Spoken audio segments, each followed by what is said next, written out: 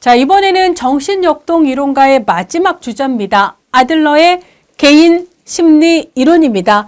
아들, 개, 개 이런 식으로 암기를 하세요. 자, 아들러 이론의 인간관부터 보도록 할게요. 아들러는요, 원래 정신과 의사였던 게 아니고 원래는 안과 의사였거든요. 자, 근데 내가 왜 의사가 되기로 했는가, 결정했는가, 이제 아들러가 쓴 자신의 일종의 에세이, 자서전 성격의 에세이에서 뭐라고 얘기를 하냐면, 아들러는요, 아들, 요런 형제 서열의 원래 셋째예요. 자, 근데 첫 번째 형님이 일찍 사망을 합니다. 자, 그러니까 둘째 형님은 둘째로 태어났지만 실제로는 장자처럼 생활을 살아갔겠죠. 자, 그 다음에 아들러는 원래 셋째였지만 첫째가 일찍 사망을 했으니 둘째처럼 살았을 거예요. 그리고 네 번째 동생 있잖아요. 자, 근데 아들러가 3, 4살 경에 동생이 옆에서 자고 있다가 사망을 해요. 그러니까 이제 아들러의 어린 시절 같은 경우는 큰형님 사망, 그 다음에 아들러 곁에 있던 동생이 사망, 요런 게 이제 어린 시절에 상당히 특수한 사건이었습니다. 거기다가 아들러 자체도 너무너무 병약한 데다가 교통사고도 난 적이 있죠. 거기다가 우리 노틀담의 꼽추 있잖아요. 구루병이 있었기 때문에 좀 이렇게 그 등도 약간 이렇게 엉거주춤하고 이래요. 그러니까 기본적으로 거기다가 뭐 예를 들어 그 결핵 같은 거 있잖아요. 결핵이 맞나? 예, 하여간 그런, 그러니까 어렸을 때 이 사람 진짜 살기 어렵다 싶은 복합적인 어떤 질병들을 막 갖고 있는 이런 상황이었습니다. 그러니까 부모 입장에서는 벌써 자식이 둘이나 사망을 했는데 아들러도 조마조마한 상태였거든요. 그러다가 이제 아들러가 되게 아파서 그래서 이제 의사가 치료를 하러 왔다가 아들러도 살기 힘들다. 그래서 임종을, 그러니까 곧 얼마 못 갈 것 같으니까 얘의 죽음을 좀 대비하라라고 의사가 치료하러 왔다가 부모한테 얘기하는 걸 아들러가 들어요. 내가 얼마 안 가 죽게 된다라는 것을. 그래서 아들러가 뭐라고 얘기를 하냐면 자기 에세이에 그때 나는 내가 만약에 여기서 죽지 않고 살게 된다면 나는 의사가 되어야지. 어떤 의사? 사람을 살리는 의사. 죽이는 의사가 아니라 살리는 의사가 되어야지라는 목표를 가졌다라고 얘기를 하고요. 그렇게 해서 이 사람은 이제 청년이 되었을 때 안과 의사가 됩니다. 자, 근데 이제 안과 의사가 돼서 시력을 잃어가는 많은 환자들을 진료를 하다 보니까 놀랍게도 시력을 잃어가면 청력이라든지 다른 감각기관이 굉장히 예민하게 발달하는 걸 보게 되는 거예요.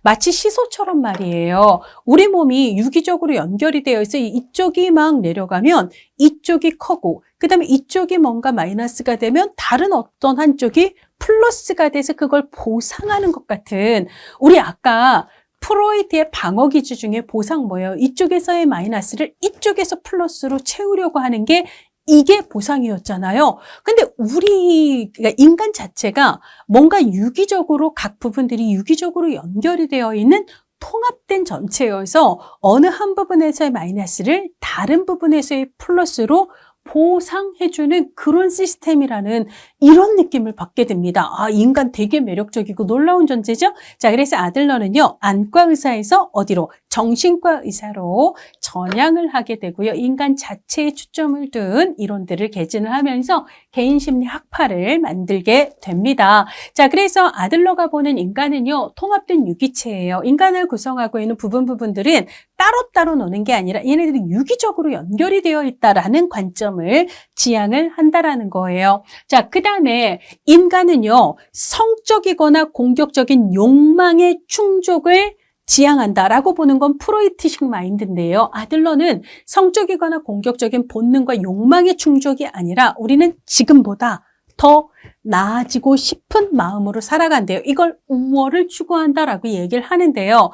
그러면 나는 지금 이 정도거든요. 근데 나는 좀 더 나아지고 싶어요. 그러면 이 갭이 있잖아요. 지금 나의 수준은 이렇고 내가 원하는 건 이래요. 그럼 이만큼을 어떻게 해야 되죠? 채워야 되잖아요. 자, 그래서 사람들은요, 내가 원하는 내 모습에 비해서 지금 내 모습은 조금 모자란 상태라고 느끼는 거예요. 이거를 뒤쪽에서 61페이지 중간에 보면 열등감이라고 얘기를 해요. 열등감이라고 하는 건 우월에 비해 뭔가 모자라다라는 느낌, 이렇게 생각을 하시면 됩니다. 그러면 여러분들이 열등감이 있으면 어떻게 해야 되죠? 그 모자란 걸 채워서 이걸 보상이라고 얘기를 하고요.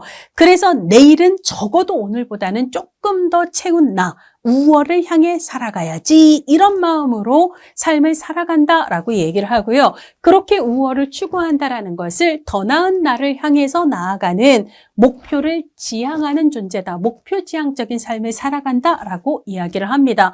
그러니까 우리는 매일 매 순간 그 자리에 머물러 있지 않아요. 자신의 부족함을 조금씩 채워서 좀 더 앞으로 나아가는 존재이기 때문에 늘 새롭게 나를 채우는 존재거든요. 이거를 창조적인 존재다라고 이야기를 합니다. 자, 그 다음에 아들러는요, 사회적 존재를 이야기하는데 왜 아들러 이론을 이 아들러가 사회적 존재로서의 인간을 얘기하는가는 뒤쪽에 주요 개념 얘기하면서 다시 말씀을 드리도록 하고요. 주관적인 인식을 강조하는데요. 프로이트 같은 경우는 과거가 지금을 결정한다라고 얘기를 하잖아요. 근데 아들러는 생각이 달라요. 과거가 그 자체로 나를 결정하는 게 아니라 과거를 내가 어떻게 바라보는가가 나에게 영향을 줄 뿐이다 라고 얘기해요. 과거뿐만 아니라 지금 현실 있잖아요. 지금 내 눈앞에 있는 이 현실 자체가 나를 결정하는 게 아니에요. 내가 그것을 어떻게 인식하는가. 자, 이 얘기를 하기 위해서 아까 그 얘기를 한 거예요. 의사가 나는 죽게 된다라고 지금 선포를 했잖아요. 그 상황 자체가 나를 결정한 게 아니에요. 그 얘기를 듣고 나는 사람을 살리는 의사가 되어야지라는 나의 생각, 이게 이후에 내 삶에 영향을 주었다라고 얘기를 합니다. 그래서 객관적인 상황 자체 혹은 과거 자체가 우리를 결정하지는 않는다. 그거를 내가 어떻게 인식하거나 활용하는가가 중요하다라고 이야기를 했다라는 거예요. 자, 그리고 아들러는요, 합리적인 존재로서의 인간을 이야기합니다. 사실 우리가 비합리적인 존재다. 이거는 결정론을 강조하는 프로이트에게만 해당된다라고 생각을 하시면 돼요. 왜?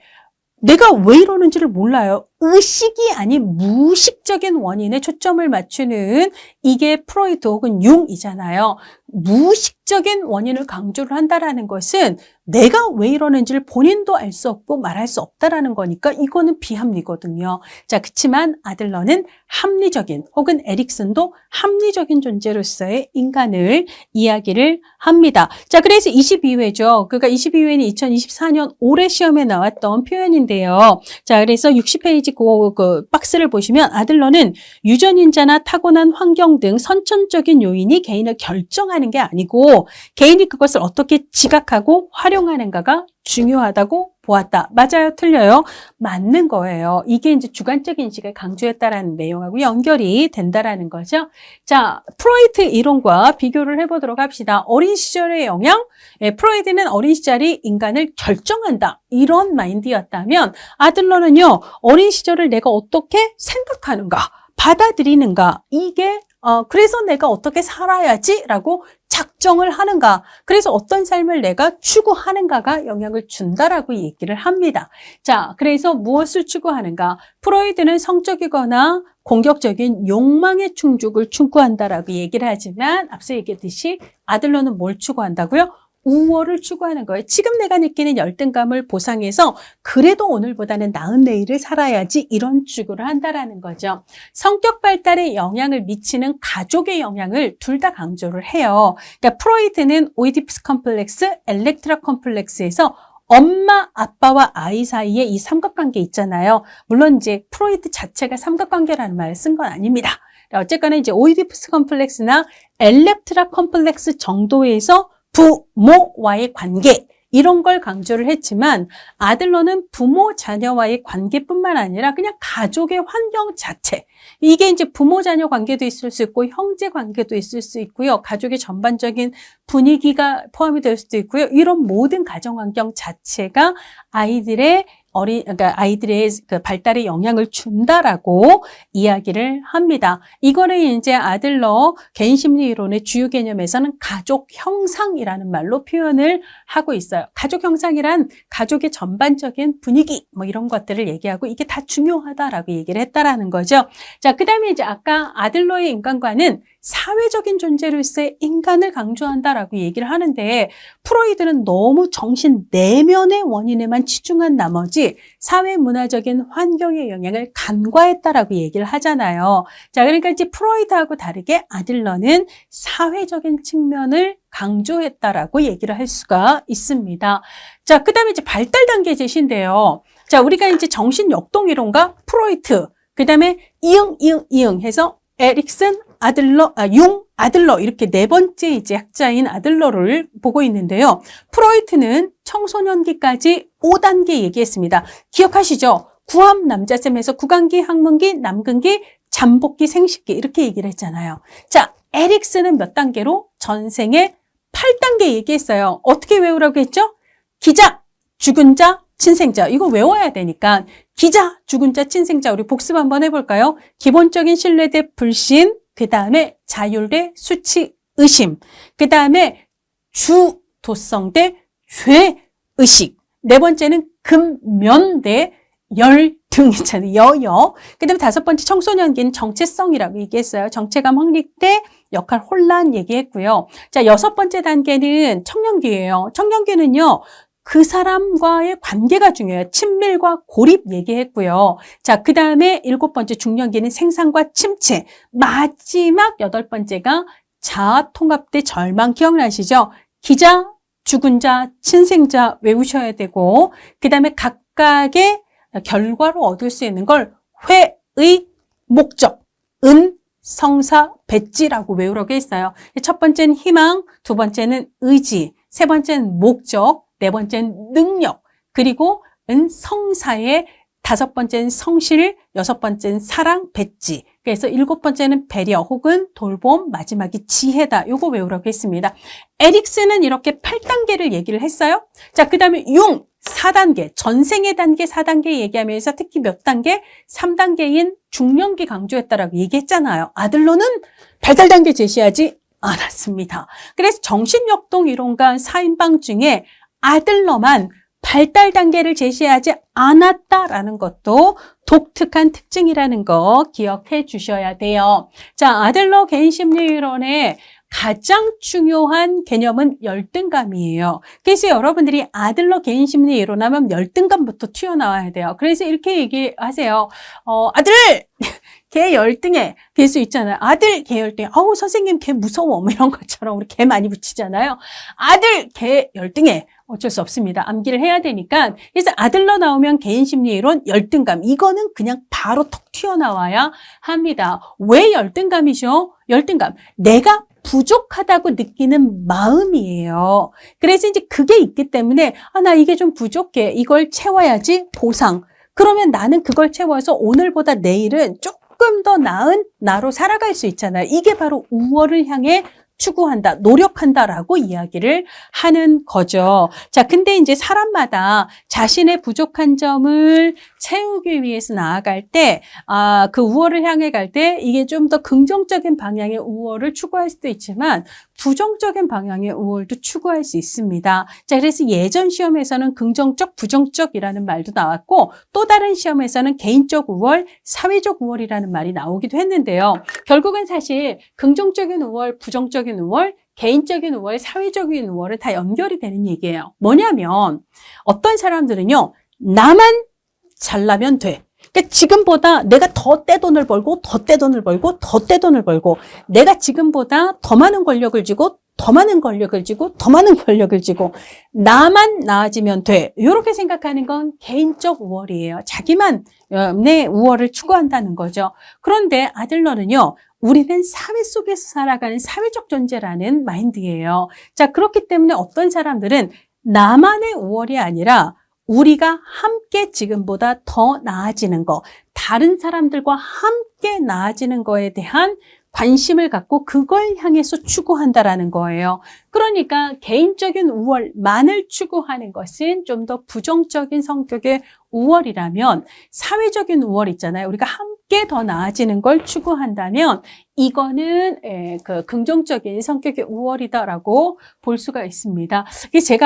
저도 이제 애들이 있으니까 애들이 이제 뭐 엄마 나 시험 뭐 100점 맞았어 뭐 이런 거 있잖아요. 그럴 때마다 그 얘기를 듣고 있는 제 마음을 들여다볼 때마다 아들러의 우월 개념이 좀 생각이 나는데요. 그러니까 이런 거 질문하면 안 되거든요. 다른 애들은 잘 봤어? 뭐 이런 것들 있잖아요. 그래서 예를 들자면 다른 애들은 못 봤는데 난 100점이야. 이러면 기분이 좋아져요. 이게 뭐죠? 다른 애들이 아니라 우리 애가 우월한 걸 좋아한다라는 거예요. 이거 개인적인 우월입니다. 자, 근데 예를 들자면 우리 반 애들 다 100점 맞았어. 이러면 엄마 나 100점! 이랬을 때 기분이 되게 좋았다가 모두 다 100점이래. 그러면 그게 뭐야? 약간 그런 마음 있잖아요. 이럴 때 내가 개인적인 우월을 추구하나? 그러니까 다른 애들도 잘한다는데 왜 그게 그렇게 기분이 나쁘지? 약간 그런 거 있잖아요. 그게 진짜 아들러가 얘기하는 이 개인적인 우월이나 사회적인 우월이 사실 내가 내 마음을 들여다볼 때도 상당히 중요한 개념이 될 수도 있다라고 생각을 합니다. 근데 뭐 아들러가 왜 이런 얘기를 했겠어요? 사회적인 우월, 더 우리가 함께 더 나아지는 방향으로 나아가자 이런 얘기를 하고 싶어서겠죠. 자, 그래서 개인적인 우월이 아니라 사회적인 우월을 추구하고 하는 데 대한 관심, 이걸 줄여서 사회적 관심, social interest라고 이야기를 합니다. 자, 그래서 아들러가 죽는 그 순간까지 아들러가 67세에 돌연사를 해요. 돌연사를 왜 하냐면 자다가 죽고 놀다가 죽은 게 아니고요.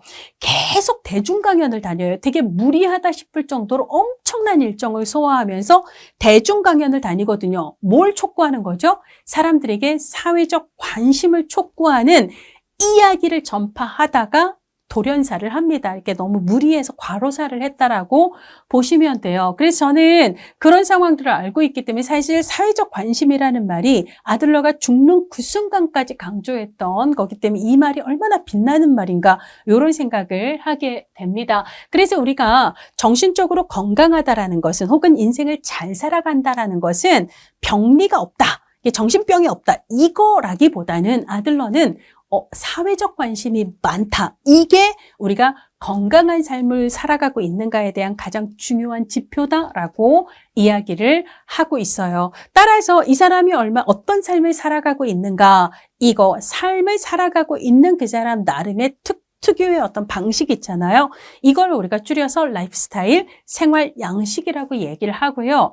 아들러에게 가장 중요한 기준은 사회적 관심 여부거든요. 자, 그래서 아들러는 각 사람들의 독특한 생활 양식을 구분할 때 그 사람에게 사회적 관심이 높은가 낮은가를 기본 기준으로 삼고 있습니다. 그럼 여기서 아까 우리 융 있잖아요. 융의 분석심리 이론에서 융은 성격을 구분을 했습니다. 자, 성격을 구분했던 융의 기준은 뭐였죠? 자아의 태도, 자아의 심리적 기능 혹은 정신 기능이었습니다. 그래서 자아의 태도에 따라 내향, 외향을 구분을 했고요. 자아의 정신 기능 혹은 심리적 기능에 따라서 합리적 기능과 비합리적 기능을 나누고 합리적 기능의 사고형, 감정형, 비합리적 기능의 직관형, 감각형을 나눴던 거 기억나시죠? 우리 좀 전에 했던 얘기니까. 자, 근데 아들러는요, 퍼스널리티 하면 마치 그냥 딱 그 사람에게 약간 고정된 그 사람 특유의 어떤 그런 것 같지만 생활 양식이라고 하는 것은 내가 맘먹고 내 삶의 방식을 좀 바꿔볼까 하면 상당히 좀 바꿀 수 있을 것 같은 그런 느낌을 주잖아요. 그래서 아들러는 성격이라는 말보다는 생활 양식이라는 말을 더 좋아해요. 그렇지만 우리 시험에는 아들러도 성격이라는 말로 연결이 돼서 시험 문제가 나오기도 해요. 네, 그때는 뭐 그냥 맞는 얘기다라고 여러분들이 풀어주시면 되겠습니다. 근데 어쨌거나 그 사람의 생활 양식을 구분하는 가장 중요한 기준은 사회적 관심이에요. 어떤 사람은 사회적 관심이 높아요. 이게 건강한 삶이죠. 근데 어떤 사람들은요, 사회적 관심이 없어요. 별로 낮아요.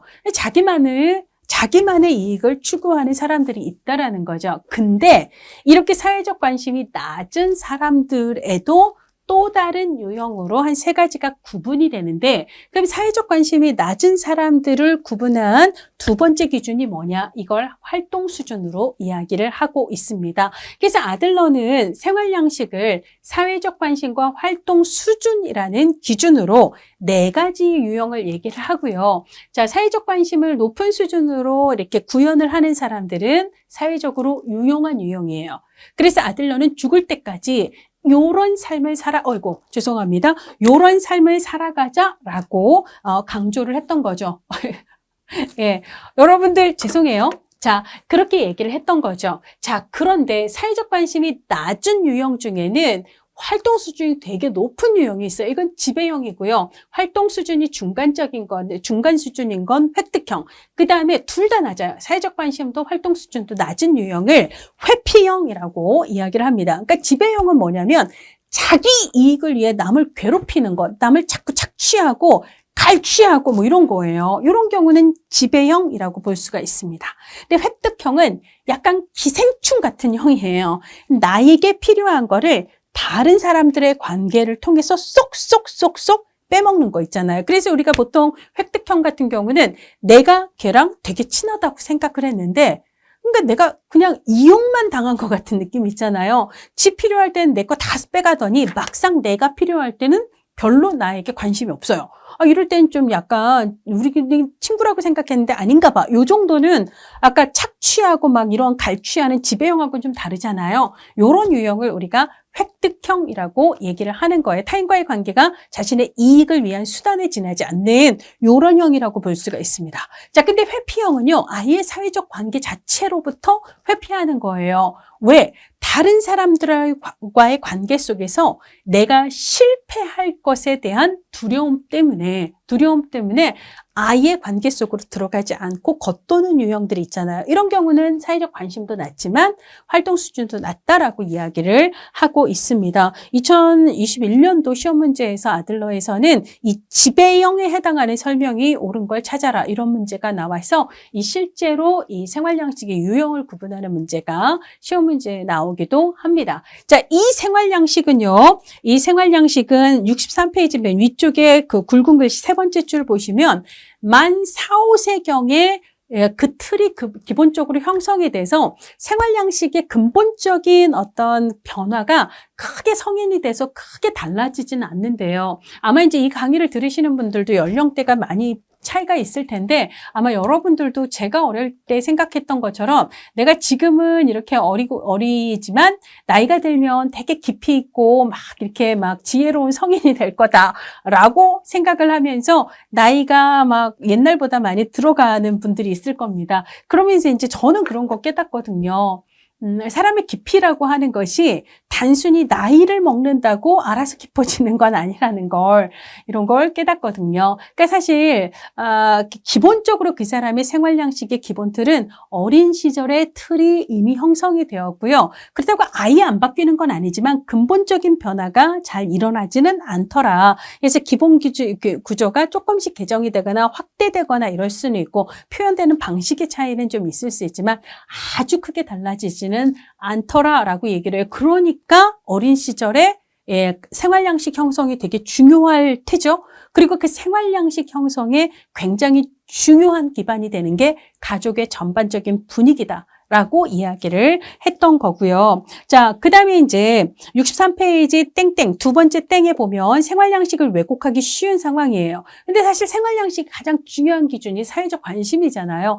다른 사람에 대한 관심을 발달시키기가 어려운 대표적인 상황을 얘기한다라고 생각을 하시면 돼요. 어떤 경우가 이런 사회적 관심을 발달시키기 어려운, 즉 생활 양식을 왜곡할 수 있는 경우인가? 첫 번째는 너무 병약하거나 허약한 경우예요. 아들러 스스로가 내가 맨날 중내산에 했던 그런 상황이기 때문에 일단 내가 살고 보는 게 중요하지 남들을 신경 쓰기는 힘들다라는 거예요. 자, 그다음에 두 번째는 너무 응석바지로 자라면 지 욕망만 중요한 그런 아이로 크고 다른 사람을 배려하거나 관심을 가지지 못하는 그런 생활 양식으로 발전하게 될 가능성이 있습니다. 자, 그 다음에 학대나 방임.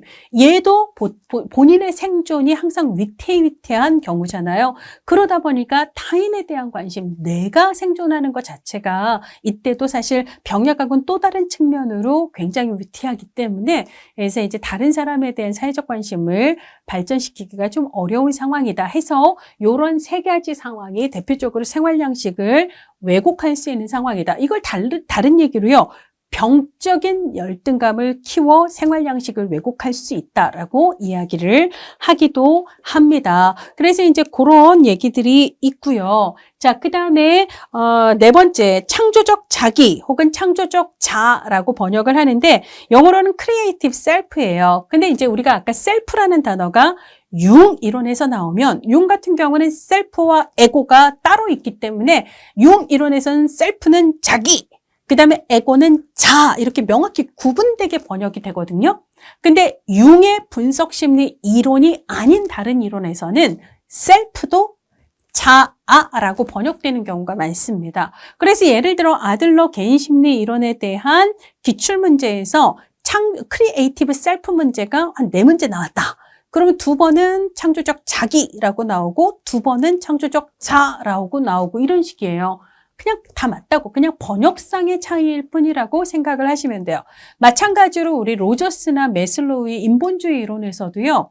셀프 액츄얼라이제이션 이거를 자아 실현이라고도 번역을 하고 자기 실현이라고 번역을 하기도 하는데 실제 시험에서는 셀프지만 얘를 자아 실현이라고 번역하는 경우가 훨씬 많거든요. 자, 그래서 시험에서 셀프와 자아, 그러니까 자기와 자아라는 게 명확히 구분되는 건 융 이론 하나고 나머지는 셀프를 자기 자아 둘 다로 번역한다. 요거 꼭 알아두셨으면 좋겠습니다. 자, 그래서 이제 아들러는 창조적 자기, 창조적 자아라는 개념을 얘기를 하는데요. 창조한다라는 건 오늘과 내일의 내가 다를 수 있다라는 얘기예요. 왜? 우리는 끊임없이 오늘 나의 부족한 것을 보상 채워서 내일은 조금 더 나아지기 위해서 끊임없이 노력을 하잖아요. 그래서 나라고 하는 셀프는요, 끊임없이 새로운 나를 향해서 채워나가요. 그렇죠? 어떤 나를 내가 원하는 내 모습을 채워나가는 거잖아요. 그래서 창조적 자기라고 하는 것은 나만의 목표 혹은 나만의 어떤 나의 선택 그리고 그걸 향한 자율적인 노력 이런 것들을 강조를 하는 개념이라 자유와 선택을 강조한다라고 볼 수가 있습니다. 그래서 이제 뭐 우리가 우월을 향해 간다 혹은 더 나은 나를 향해 간다. 그 나를 향해 누가 가는 거예요? 크리에이티브한 셀프가 그 미래를 향해 나가는 거죠. 좀 더 나은 우월을 향해 나가는 거죠. 자, 그러면 우리가 이제 어떤 우월을 지향을 할 것인가? 내일의 나는 어떤 모습일까? 혹은 10년 뒤에 나는 어떤 모습일까? 여러분 딱 그려져요? 아니죠. 그러니까 딱 그려지는 어떤 명확한 실체를 향해서 달려가는 건 아니에요. 다만 매일 매 순간 죽는 그 순간까지 지금보다는 더 나은 내일을 향해서 우리는 그냥 노력을 할 뿐이거든요. 이런 걸 우리가 가상의 목표를 추구한다 혹은 허구적 목표를 추구한다라고 얘기를 하는데 자 64페이지 거기에 이제 설명을 보면 개인이 추구하는 목표는 현실에서 명확하게 달성, 100% 달성 뭐 이런 식으로 확 확증할 수 없는 검증하기 어려운 가상의 목표다라고 얘기를 해요. 그러니까 이제 나름대로 지금보다 더 나은 나를 향해서 나아가지만 그 최종 목표가 이거다라고 명확하게 얘기할 수 없는 그런 속성을 가지고 있다라는 이야기라고 보시면 되겠습니다. 자, 그 다음에 아들러는요, 단순히 엄마 아빠와의 관계를 넘어서서 가족의 전반적인 요소들이 아이의 생활 양식 형성에 영향을 준다라고 얘기를 했잖아요. 자, 이 가족의 전반적인 분위기를 가족 형상이라는 개념으로 설명을 했고요. 자, 그 다음에 심리 이론가들 중에 출생 순위 있잖아요. 첫째, 둘째, 셋째. 이런 출생 순위가 그러니까 생활 양식 혹은 성격에 미치는 영향을 가장 먼저 얘기했던 학자가 아들러예요. 근데 이제 아무래도 지금은 저출생 시대다 보니까 형제 관계가 많지 않기 때문에 사실은 출생 순위가 개인의 삶에 미치는 영향에 대해서 우리가 별로 조명을 하지 않아서 요 얘기는 사실 우리가 별로 신경을 쓰지는 않고 있기는 하지요. 자, 이거는 그냥 순위 자체가 영향을 준다라기보다는 같은 부모 밑에서 태어났더라도 첫째가 태어나는 상황이라는 게 있고 그다음에 둘째가 태어나는 상황이라는 게 있잖아요. 그러니까 같은 부모 밑에서 같은 집에서 크더라도 첫째, 둘째, 셋째가 태어나는 상황적인 차이들이 있기 때문에 그러다 보니 그것이 개개인의 생활 양식에도 영향을 미친다라는 이야기를 했었습니다. 자, 여기까지가 이제 그 아들러 이론의 기본적인 개념들이에요. 자, 그렇고 사회복지 실천에 아들러 영향이 미친 영향에서 이거 두 개는 이제 시험에 나왔던 얘기인데요. 창조적 자아, 창조적 자기 다 똑같은 얘기예요. 그 다음에 사회적 영향. 그래서 우리가 기본적으로 사회적인 어떤 존재로서의 개인을 얘기를 하는 거잖아요. 그리고 개개인들이 조금 더 사회적 관심을 지향하는 삶을 살아갈 때 개인뿐만 아니라 이 사회가 더 나아질 수 있다라고 얘기를 하죠. 자, 그래서 얘는 집단 치료의 원동력이 된다라고 얘기를 하고 있는데, 원래 아까 이제 그 아들러는 원래는 안과 의사로 출발했다가 정신과 의사로 전향을 하잖아요. 그럼 원래 정신과 의사가 해야 되는 일은 뭐예요? 원래 하는 일은 환자를 만나서 환자를 1대1로 진단하고 치료하는 일이거든요. 아들러도 원래는 그 일을 했었어요. 자, 근데 아들러가 유태인이고 오스트리아 사람이거든요. 자, 근데 이 아들러가 정신과 의사로 활동하던 그 시기에 세계제 1차 세계대전이 발발을 합니다. 그래서 군대의 군의관으로 이렇게 활동을 하게 돼요. 근데 이제 그 1차 세계대전 전례 없는 참상을 1차 세계대전의 현장에서 아들러가 목격을 한 거잖아요. 그래서 이제 원래 그 1차 세계대전이 발발해서 하기 전에, 그러니까 군으로 가기 전까지만 하더라도 아들러는 그냥 우월을 향한 추구까지로 스토리가 끝나요. 근데 이 사람이 전쟁의 참상을 목격하면서 그냥 우월을 추구하는 건 굉장히 위험할 수 있다. 왜냐하면 내가 우월해지기 위해서 남들을 막 죽이는 이런 상황을 본 거잖아요. 그냥 우월의 추구만으로는 아니라는 거죠. 그래서 아들러가 군복무를 마치고 돌아온 다음에 추가한 개념이 사회적 관심이에요. 우리가 어떤 우월을 추구해야 하는가에 대한 이야기를 하는 거거든요. 그러면서 사회적 관심을 촉구하기 위해서 1대1 개인 치료를 하던 정신과 의사로서의 삶을 접고 그 다음엔 대중 강연자로 활동을 합니다. 자, 근데 대중 강연을 하면서 이 사람이 특히 주목해서 만났던 사람들이 선생님들이에요. 왜? 선생님들은 교실에서 아이들을 가르치잖아요.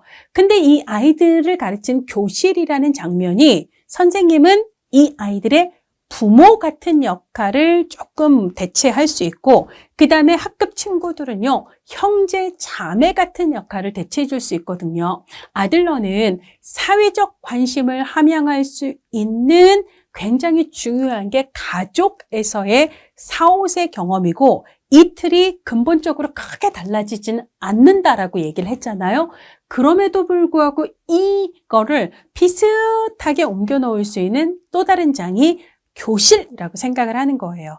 그래서 선생님이 진짜 부모의 역할을, 그 다음에 형제 자매의 역할을, 그래서 여기에서 아이들이 새로운 경험을 할 수 있다면 이게 아이들의 생활 양식에 영향을 미치고 아이들이 지금보다는 더 나은 삶을 살아가는데 영향을 줄 것이다 해서 교사들의 사회적 관심을 촉구해서 아이들의 삶에 영향을 미치도록 하는 이런 거에 굉장히 영향을 주거든요. 그래서 기본으로 이렇게 함께 모인 이 자리가 리더가 부모의 역할을, 그리고 집단의 성원들이 형제, 자매 역할을 대체함으로써 가족에 의해서 영향받은 것을 교정할 수 있는 새로운 기회를 강조했기 때문에 집단이라고 하는 형태의 상당히 아들러는 그 중요성을 두었다라는 얘기예요. 그래서 이런 게 이제 시험 문제의 12회 문제에 나왔었고요. 인간을 하나의 통합된 유기체로 인식을 했습니다. 그러니까 그렇게 인식하도록 하는데 공헌을 했다라고 얘기를 할 수가 있고요.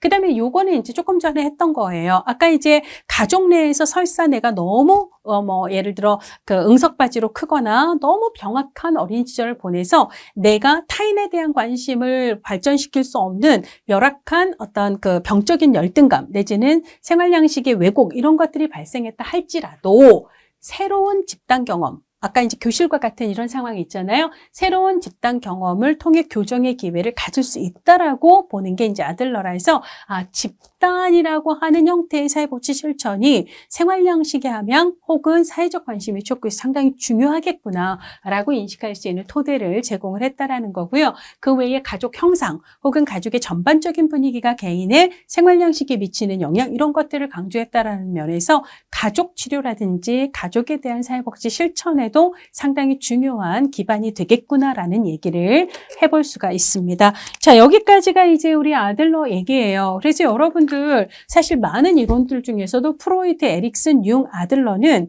뭔가 이렇게 구체적이지 않고 말이 좀 모호한 개념 중심이라서 조금 이해하기가 어렵거든요. 자, 그거 감안하시고 그럼에도 불구하고 나는 여기서 나오는 기본 4문제거든요. 그럼 아까 이제 발달 1장의 발달 특징에서 기본 2문제 나온다고 치고 그다음에 2장 3장에서 기본 4문제 나온다고 치면 전체 25문제 중에 6문제는 내가 다 맞춘다. 요런 생각을 하시면 좋겠습니다. 자, 22회 기출문제에서는 각 이론에 한 문제씩이 나왔어요. 257페이지 한번 봅시다. 자, 거기 보면 6번이 아들러 문제입니다. 자, 아들러 이론에 관한 설명으로 옳은 것은 성격은 혹은 발달은 이렇게 해도 상관없어요. 점성 원리를 따른다? 뭐죠? 에릭슨 점성 원리예요. 자, 점성 원리의 키워드 인간 발달은 예정된 단계에 따라서 점점 단계적으로 진행이 되고 지금 발달은 이전 발달에 영향을 받는다. 최적의 시기가 있다. 이거 딱 기억나시죠? 자, 개인의 창조성을 아들러가 부정하나요? 아들러의 핵심 개념 중에 하나가 뭐죠? 크리에이티브 셀프예요. 창조적인 자기, 창조적인 자아가 있는데 창조성 부정한다. 이러면 틀리죠. 무의식적인 결정론 혹은 정신 결정론을 얘기한 건 누구? 프로이드의 정신분석 이론입니다. 자, 유전과 환경 요인의 중요성을 배제한 사람은 없어요. 물론 프로이트 같은 경우는 너무 심리 내적인 요인에 치중했다라는 비판을 받지만 프로이트 이외에 다른 사람들이 환경을 무시했다. 유전을 무시했다. 다 틀립니다. 자, 그 다음에 인간을 목표지향적인 존재로 본다. 얘가 맞는 얘기가 되는 거죠. 그래서 아들러는 우월을 향해 추구한다. 그 목표를 지향한다. 이때 목표는 가상의 목표다. 이런 말로 표현을 했었어요. 그래서 답은 5번이고요. 자, 이번에는 7번 문제 보도록 할게요. 258페이지. 에릭슨의 심리사회적 발달 단계 위기와 자, 여기서는 성취 덕목이라고 얘기를 했는데 이게 아까 에고 퀄리티. 그래서 이제 자아 특질, 그 다음에 자아 강점, 혹은 긍정적인 결과, 이게 시험에 나올 때마다 용어가 조금 달라져요. 여기서는 버추, 성취 덕목이라고 얘기를 했는데 암기입니다. 암기. 기자, 죽은 자, 칭생자. 그래서 머릿속에 빨리빨리 생각을 하셔야 돼요. 기본적인 신뢰 대 불신, 그 다음에 자율 대 자수예요. 수치, 의심. 그 다음에 기자, 주도성 대 죄의식이고요. 네 번째는 근면 대 열등입니다. 자, 그 다음에 5번째 청소년기 청취, 정체성이에요. 그 다음에 정체성 혼란 혹은 역할 혼란이라고 얘기를 했고요. 6번째 청년기거든요. 청년기는 친밀이에요. 그 사람이랑 친밀해야 직장에서도 살아남고 결혼도 성공하는 거니까 친밀 대 고립인 거고 중년기가 생산 대 침체, 마지막이 자아통합 대 절망이라는 거 있잖아요. 요걸 기억을 하셔야 되는데요. 자, 그럼 근면 대 열등은 뭐냐면 기자, 주, 근 해갖고 4번째 단계입니다. 자, 그러면 우리가 덕목 혹은 자아 강점은 어떻게 외우라고 했죠? 회의, 목적, 은이에요. 4번째 단계는 은으로 외웠는데요. 은은 위아래를 바꿉시다. 은을 위아래를 바꾸면 능이에요. 따라서 근면 대 열등을 통해서 우리가 얻을 수 있는 건 능력입니다. 혹은 능인데요. 이게 만약에 능이 바로 생각이 나지 않으면 근면, 열등, 능력 해갖고 근면의 열등의 능력의 이런 식으로라도 빨리빨리 암기하는 팁을 만드셔야 돼요. 성실은 뭐냐면 회의 목적,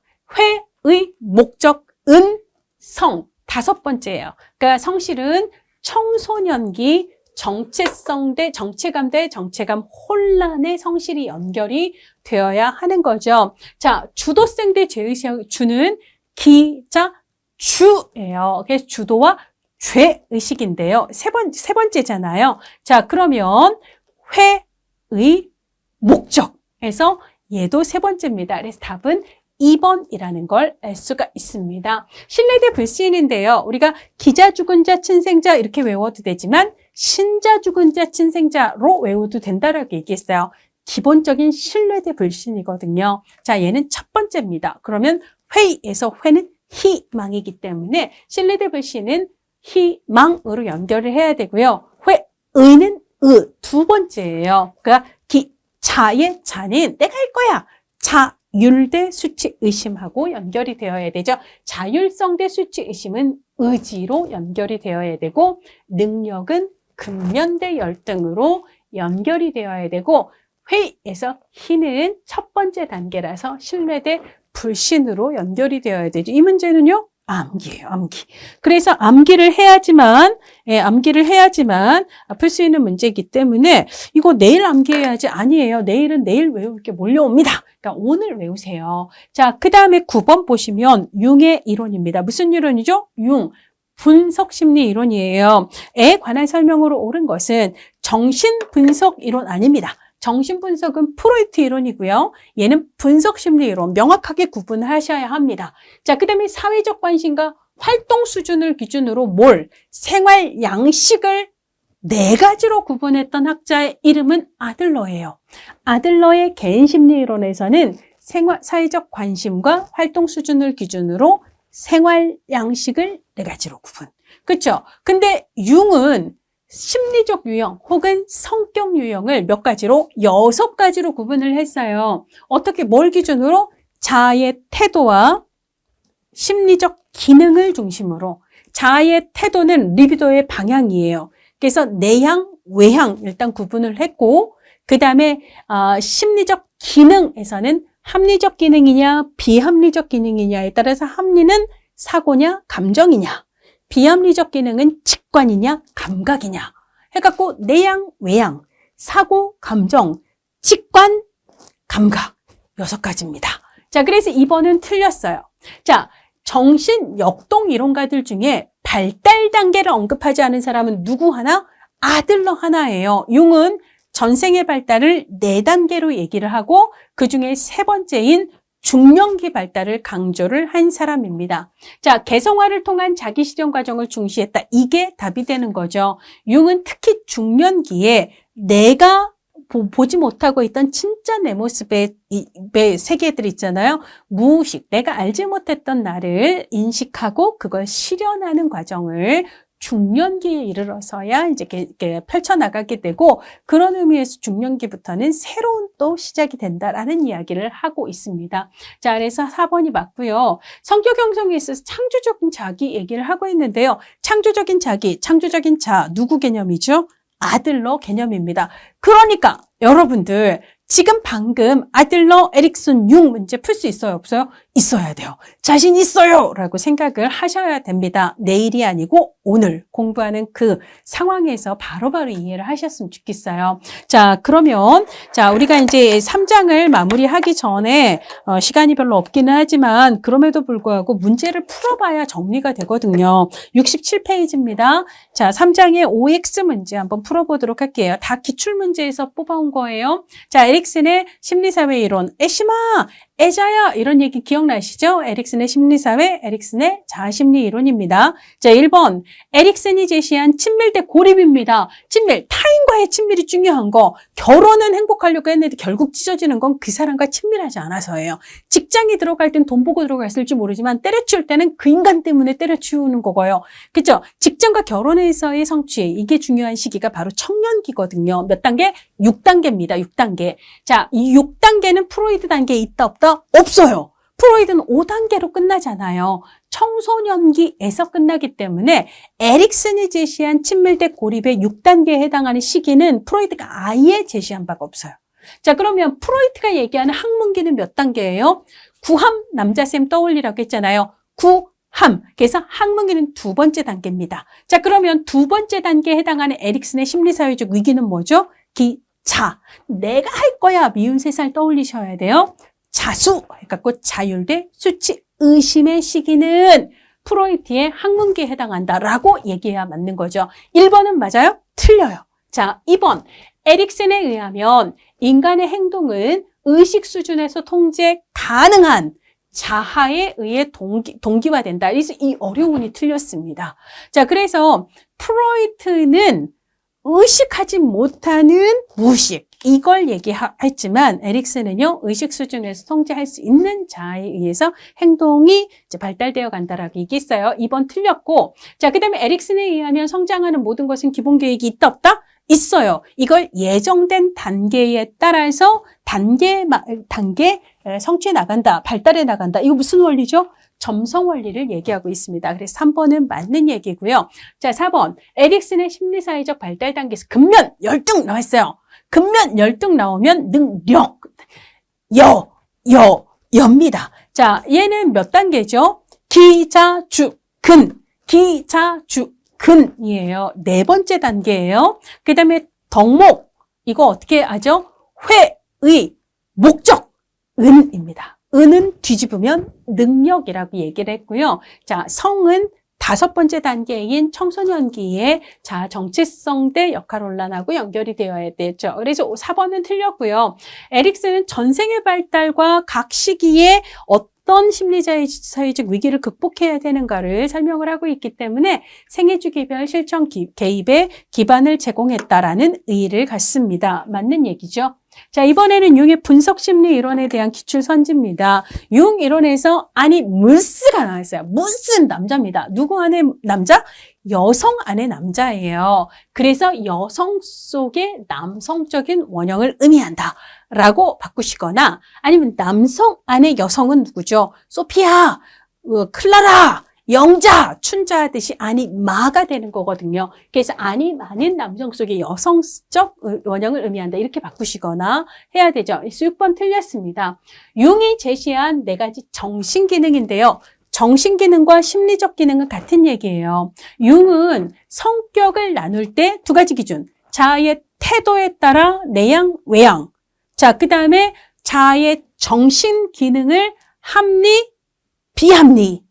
그래 놓고 합리적 기능에는 사고, 감정. 그 다음에 비합리 기능에는 직관과 감각인데요. 직관과 감각 자리를 판단과 인식으로 쓱 바꿔놨어요. 판단과 인식은 어디에 나와요? MBTI의 마지막 기준이 판단 J, 그 다음에 인식은 P거든요. 그러니까 슬쩍 MBTI에서 오답을 끌어왔는데요. MBTI의 4가지 기준 있잖아요. I냐, E냐, 그 다음에 N이냐, S냐, 그 다음에 T냐, F냐. 여기까지는 융이 얘기한 얘기예요. I는 내향, E는 외향. 그 다음에 T는 사고, N은 직관, 그 다음에 S는 감각, 그 다음에 T는 사고, F는 감정. 여기까지는 융이 얘기한 기준 맞거든요. 근데 우리가 마지막에 J냐, P냐, 그러니까 판단이냐 인식이냐 얘기한 건 융이 한 얘기가 아니고 MBTI라고 하는 성격 유형 척도를 만들었던 MB, 마이어스와 브릭스라고 하는 모녀지간이에요. 브릭스가 엄마, 마이어스가 딸이거든요. 이들이 성격 유형 검사지를 만들면서 추가한 기준이지 그건 융의 원래 기준은 아니었습니다. 자, 그러니까 이 말이 맞으려면 사고, 감정, 그 다음에 감각, 직관 이렇게 표현을 해야 돼요. 그러니까 7번은 틀린 거예요. 9번, 융에 의하면 성격 발달은 전생에 걸쳐서 이루어지며 후천적으로 변할 수 있다 없다? 있어요. 그래서 융은 4단계 노년기까지 전생의 발달을 얘기를 했고요. 내 안에 내가 몰랐던 나를 발굴해서 그것만 실현한다면 우리는 죽는 그 순간까지도 언제나 새로운 내가 될 수 있다라고 얘기를 하는 게 융입니다. 그래서 8번 맞아요. 융 이론에서 자기는 성격의 중심, 통일성, 안정성을 제공한다. 이 말은 맞습니다. 자, 그 다음에 10번. 융에 의하면 집단 무의식은 모든 인간이 공통으로 갖고 있는 보편적 무의식이기 때문에 개인마다 다르다. 아닙니다. 개인들이 공통적으로 보유하고 있는 거라서 다 비슷하다라고 얘기해야 되고요. 개인마다 좀 다른 건 개인 무의식의 컴플렉스 인 거죠. 그래서 10번 틀렸습니다. 자, 그 다음에 이건 아까 얘기했는데요. 요거 기출문제에서 얘기했지만 사회적 관심과 활동 수준을 기준으로 생활 양식을 4가지로 나눈 건 아들러였고 융은 자아의 태도와 정신기능 혹은 심리적 기능을 기준으로 심리적 성격 유형을 6개로 구분을 했습니다. 자, 11번 틀렸고요. 자, 그 다음에 융 이론은 중년기 이후의 발달을 이해하는데 다른 많은 이론들 중에서 특히 유용한 이론이고요. 12번 맞습니다. 자, 그 다음에 융 이론은 발달 단계를 언급했다 안 했다? 4단계로 전생의 발달 얘기하고 특히 중년기 발달에 강조를 두었기 때문에 13번은 틀리고요. 13번에 해당하는 이론은 뭐다? 네, 아들러 이론이다 라고 생각을 하셔야 돼요. 자, 그 다음에 아들러의 개인심리 이론에 대한 이야기입니다. 자, 아들러 이론에 의하면 14번 기본적인 생활 양식은 4, 5세경에 형성이 되는데요. 계속 변한다? 아니에요. 크게 달라지지는 않는다가 맞는 얘기라서 14번은 틀렸습니다. 자, 그 다음에 15번. 아들러는 객관적 현실을 강조하나요? 주관적인 인식과 활용을 강조하나요? 후자예요, 후자. 자, 그래서 환경을 객관적으로 객관적 믿음. 아닙니다. 주관적인 인식이 더 중요하다라고 본 사람이에요. 자, 그래서 15번 틀렸습니다. 자, 아들러가 제시한 생활 양식 유형 중 사회적 관심과 활동 수준이 둘 다 낮은 거. 이거 뭐죠? 회피형입니다. 왜 회피를 하죠? 괜히 사람들이랑 가깝다가 실패하느니 애초에 그냥 나서지를 않겠다. 그러니까 실패할 가능성 자체를 처음부터 차단하겠다. 이런 거잖아요. 자, 그래서 이 획득형이 아니라 회피형이라고 해야 맞는 거고요. 자, 17번 아들러에 의하면 열등감은 보다 나은 자기 완성의 의지를 더 강화시켜요? 약화시켜요? 약화 아닙니다. 강화예요. 왜냐하면 우리가 스스로 부족한 게 있다라고 생각을 하기 때문에 그거를 보상하기 위해서 끊임없이 노력을 하는 거거든요. 노력을 통해서 우리는 적어도 오늘보다 내일은 지금보다는 나은 나를 향해 나아가요. 그러니까 내가 원하는 내 모습을 완성해 가기 위해서 나를 움직이게 하는 동력은 어디서 나온다? 열등감에서 나온다라는 게 아들러의 생각이기 때문에 자기 완성의 의지에 불을 지피는 역할을 하는 게 바로 열등감입니다. 자, 여기까지 우리 여기까지 드디어 이제 3장이 끝났습니다. 저 빨리빨리 끝내려고 해도 이론 파트의 개념 하나하나 설명하다 보면 시간이 좀 많이 가는 것 같아요.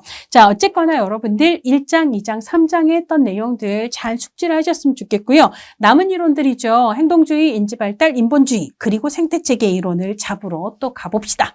수고하셨습니다.